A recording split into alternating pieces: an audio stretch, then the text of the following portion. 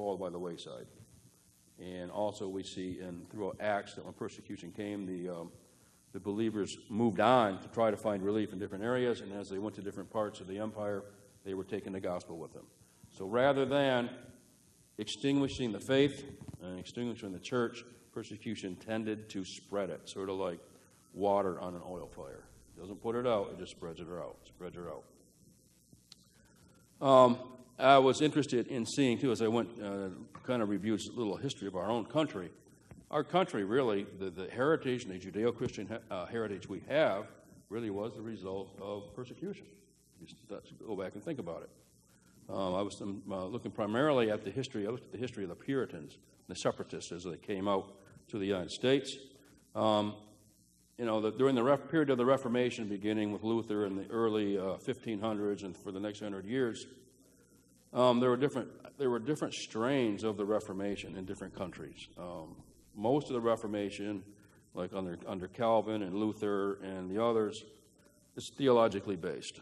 They have theological issues and disagreements with the Roman Catholic Church. When the Reformation comes to England, it's not so much like that. I think the English Reformation more likely is based on selfish motives. King Henry VIII wanted to divorce his wife and remarry. The church wouldn't allow it. King Henry VIII just said, all right, we've had enough of the Roman Catholic Church. I want to get divorced and I want to get remarried. We're going to start the Church of England. So you have a church that has separated itself from Rome, but yet it has retained much of the liturgy, much of the teaching, much of the practices of the Church of Rome. Only now, this evil King Henry VIII is head of the state church. He has made himself a pope. So you got a different kind of Reformation going on in England. And I'm not saying either, though, there were many reformers in the English Reformation who were true believers and who were glad that the ties with Rome had been broken. But generally speaking, as a whole, the Church of England really, even today, you look at what you see on TV with the Church of England and stuff, you can't tell very much difference between them and the Church of Rome, other than the Church of England allows its priests to marry and different things like that. And then our version of the Church of England would be the Anglican Church. It's sort of the same thing. So the Puritans really were in existence from about 1530 to 1560, sort of in that period of time. They were not happy with the extent of the English Reformation, and although they had broken ties with Rome, as I said, they retained much of the liturgy and ritual of Roman Catholicism. And to many of the dissenters, the separatists, and the Puritans, they felt that the Church of England had not been sufficiently reformed. They objected to it. And during this period of time, we have Queen Mary, Bloody Mary. She comes to the throne, and she's attempting to return England back to Catholicism. And it was under her reign that John Knox came into existence in Scotland and the Scottish Reformation, and he stood against her, preached against her, and we see the Scottish Reformation, which was much more theologically, it was a theological Reformation rather than the Church of England's, but it was under her reign that many, if you go back, and like I mentioned the book, Fox's Book of Martyrs last week, that's where many of the martyrs that are listed in Fox's Book of Martyrs went to their deaths under the reign of Queen Mary. So the Puritans,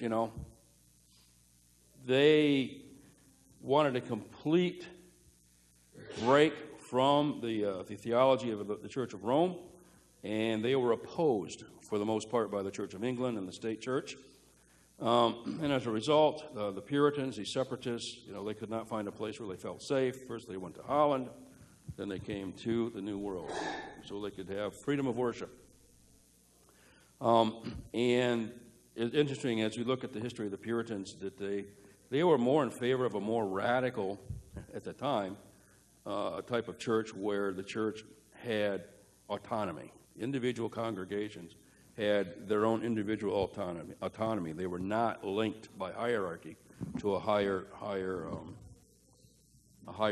leader or whatever, which is a heritage that we have now as Baptists, and it was a kind of church governance that Baptists, Presbyterians, and Methodists all enjoyed. Well, not so much. I guess not so much the Methodists and the Presbyterians anymore, but this independent congregation kind of a thing where we rule ourselves with our own elected leader who follows the Lord. We don't owe any allegiance to anybody other than Christ. So they separated themselves. They came to the U.S.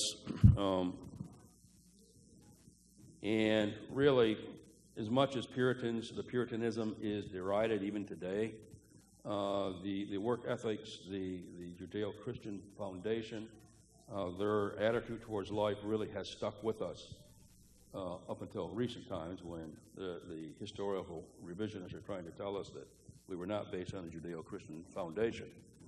But the Puritans I think the Puritan idea made our country what it was. And so the United States, as a result of persecution, we have come into being. And in the early days, in the first 100 years or so, the United States really was a bastion of Christian faith. We were at the forefront of missions during the 19th century, sending missionaries, along with England, sending missionaries out to various parts of the country.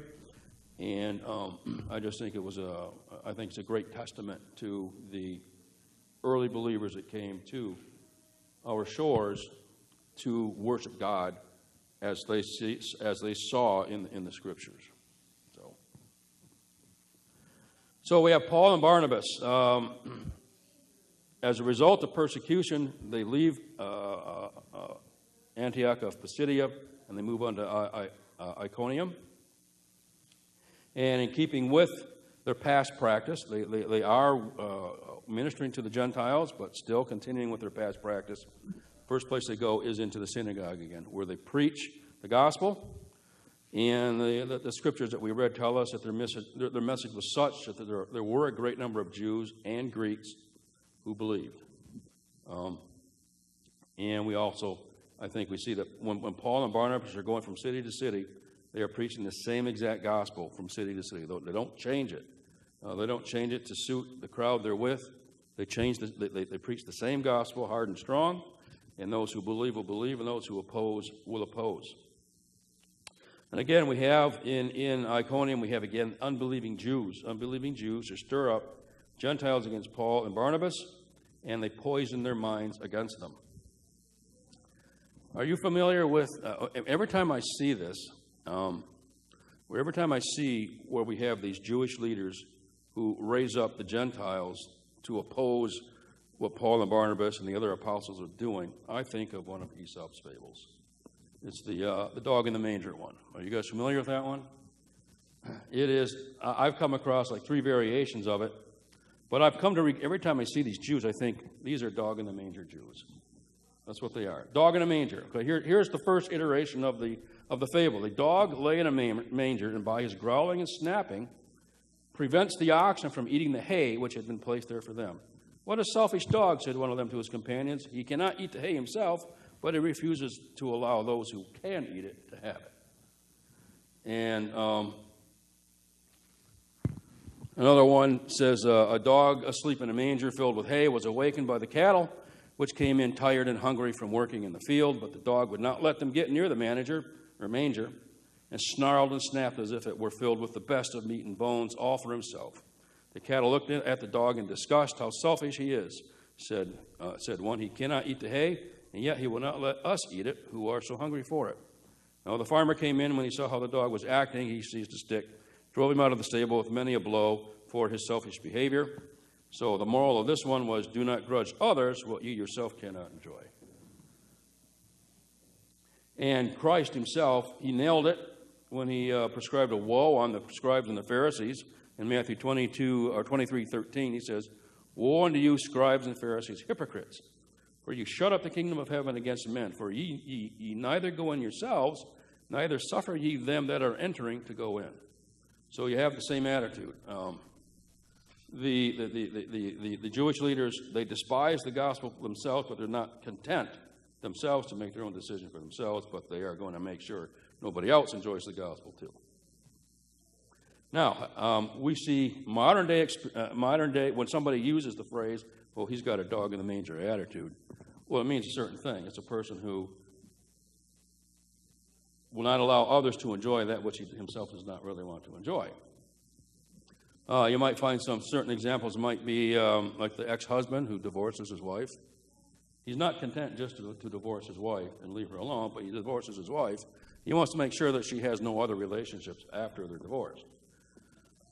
Or you run into this one on the highway. You know, when I'm driving along, I'm of the habit. Now, I don't like getting tickets, so about 10 years ago I thought, you know, the best way not to get a ticket, get the speed limit, set your cruise control, don't worry about it. So when you drive by the Blue Goose on the highway, you don't go, slam on your brakes. You're already doing the speed limit. But you set it on the speed limit, and you come up on somebody who's doing 5 miles below the speed limit, so you slide over into the left. You want to go by them and get back in. Well, as soon as they see that you've come abreast of them, they step on the gas, so you can't turn around them. And then in the whole process, you can't get back over now because somebody's pulled up behind you, somebody's pulled up behind him. Now you're there looking like the jerk to everybody else around you. There's a guy who lives in your neck of the woods. I've encountered him twice. My wife has encountered him once. I ran into him on 5 Mile near Price is what you're on? It was in that area over there. So I've run into him twice in that general area, so I think he's in your area. But I was doing some surveillance work over there, and this guy's tootling along at about 45 miles an hour in a 55 zone. And I'm thinking, okay, I'm just swinging around him and get past him. I pull out to pass him. As soon as I come abreast, he slams on the gas. And I slam on the gas to try to get around him. I got a car coming at me from the other direction. I had a lot of room to make the pass, but he steps on the gas and keeps stepping on the gas and going faster and faster and faster. He forces me to make the choice. Either I'm going to have a head-on collision or I got to drop in back behind him. So I drop back in behind him. The other car goes by. I go to try to pass him again. He does the same thing. Mary came home one time. She described a situation where she tried to pass this guy, and he did the same thing. And I said, well, was he an older guy, about 60-ish? Yeah. Was he driving like a little pickup, like a Ford Ranger or a Chevy S10? She said, yeah. I said, what did he do? Well, he was going slow, so I went to go around him. He stepped on the gas, and I had to slow down, go back behind him. And when I got behind him, he put his little finger up in the window and went, So, you know, this dog in the manger attitude is still prevalent today. You run into it every now and then. And I really would like to see this guy get nailed by the cops because he does it to everybody, I guess. So I just wondered if you and your family over there have encountered this guy because I think he lives over there. That's every time I run into him. He's sort of in that general area. But he's an idiot. In fact, when Ben put his Grand Prix up for sale in the front yard, I think this guy stopped in to look at his van, or his truck, his car. And he started demonstrating attitude right then, too, you know, trying to demand that we come to his terms on the car and stuff. I said, you know what? I think I know who you are. Get in your truck and go. I don't want to deal with you. So we see that in spite of the opposition that the Jews have inspired against Paul and Barnabas, it does tell us if they remain in Iconium for a period of time. It doesn't specify it, but I'm assuming it's for a prolonged period of time. I think they understood the necessity of grounding the existence of believers in their new faith as much as possible before continuing on to new ground. And the Scripture tells us also that they can continue to boldly preach the same message. They supported the gospel message, or their message of the gospel was, again, supported by signs and wonders and what they were preaching. In verse 3, they were giving testimony unto the word of his grace, unto the word of the Lord's grace. They were preaching salvation by faith alone apart from works. That would have been the gospel, and that's what they're preaching. And their message, as with the other, I think this also in 14, I think the signs and wonders that Paul is said to have performed here, they put a stamp of approval on Paul's apostleship. Paul's as much an apostle for Christ as what Peter was and John were when they healed a man of the same kind of affliction at the temple back in, I think it was Acts 3 or 4, somewhere back in there. I don't remember the exact one. but they were granted the power to do signs and wonders. As a result, this city itself, too, also is divided, believers against non-believers. I think we have a situation like that now in our own country. We have a great division between the believers and the non-believers. The non-believers are trying to get control, and so they hate the gospel. They hate Christ. As a result of their hatred for Paul and Barnabas, these Jews, these dog-in-the-manger Jews, they entertain murder in their hearts, and they conspire with the Gentiles to abuse and kill Paul and Barnabas by stoning. It is interesting to note how when these various sects, who in normal circumstances don't like each other, the Jews hate the Gentiles, they despise them. I'm thinking that the Gentiles basically despise the Jews too, but when they have a common enemy, which is the gospel of Jesus Christ, they're willing to form this unholy alliance in order to oppose preaching. We saw the same thing at the crucifixion of Christ. We have all these various sects and groups who normally had nothing to do with each other. They all came together for the single purpose of putting to death the Son of God. You had the Pharisees and the Sadducees. They didn't care for each other, if you read the historical accounts of them. We have Roman Gentiles, and you even had this imposter half-breed Herod. They all found common cause with this evil alliance to kill Christ. So again, this willingness or tendency to align themselves with a common enemy came up again as they conspired to try to have Paul and Barnabas killed. Exactly. And so once they have killed Christ, then what do? They go back to hating each other again? I don't know. So Jews who normally hated the Gentiles are more than willing to use them, I think, as useful dupes or idiots, and employ them to work their own wicked designs, which I think, again, speaks to the depravity and the wickedness of the hearts of the Jews who claimed at the time to be the followers of the true God. So providentially, I think in God's providence, Paul and Barnabas, they are aware of the conspiracy to have them killed, and they move on. I think it's interesting here that Paul and Barnabas were not deliberately out seeking martyrdom. I think they were willing to accept the fact that they were to serve Christ and the Lord for as long as they were given life on this earth. But you don't see them here going deliberately out to get themselves killed as martyrs. When martyrdom comes to them, it's going to come to them in God's timing. And so we see then that Paul and Barnabas, they make their escape, and then they move on to two cities, Lystra and Derbe, which, according to my map, if you got your little map there, we'll just refer to it real quick. Iconium, don't just see this. This is Asia Minor right in here.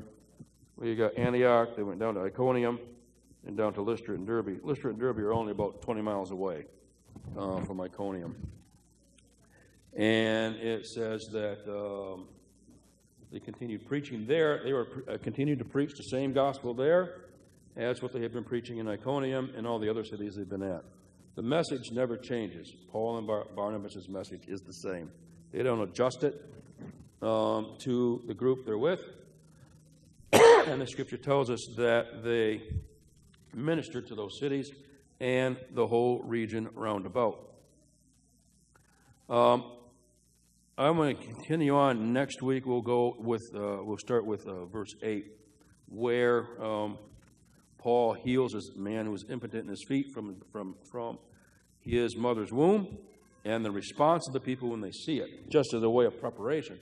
I did a little research on this, and I found, I didn't know this before I started studying for this lesson, there was an ancient legend in this particular area, supposedly, that Jupiter and one of the other gods had come to Earth. They'd come to the area, went to the city, and found nobody who would give them hospitality except for an elderly couple. So in their anger, they came back, and they killed everybody in the city except for the elderly couple. So if this group knows this legend, which I think they probably do, and they're aware of the implications they see Paul and Barnabas doing what they're doing, and they immediately assume, uh-oh, we got them with us again. We're going to have to treat these guys with proper respect this time around so we don't all get killed.